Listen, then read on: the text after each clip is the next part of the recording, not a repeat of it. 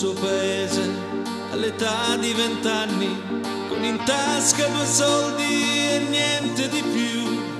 Aveva una donna che amava da anni, lasciò anche lei per qualcosa di più.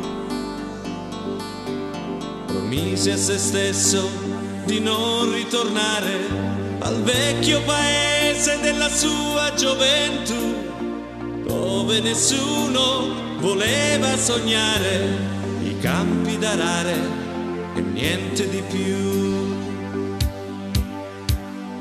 Cominciò così a fare il vagabondo, girando paesi e città.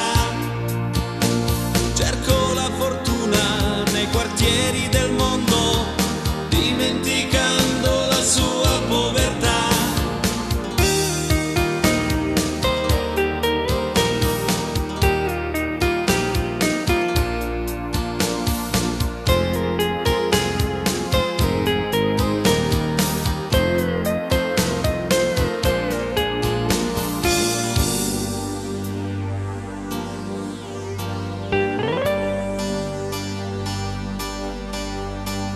Un giorno in casa di un grande poeta trovò dei ragazzi che parlavano di pace.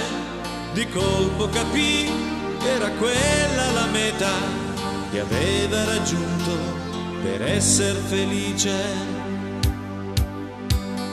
Ritornò così a fare il vagabondo, girando paesi e città. Voleva portare l'amore nel mondo, ma pensò al paese di tanti anni fa. Senza soldi in tasca tornò ancora verso casa, aveva capito cosa conta di più. Davanti alla sua porta c'era lei che lo aspettava, tutto come prima, non chiedeva di più.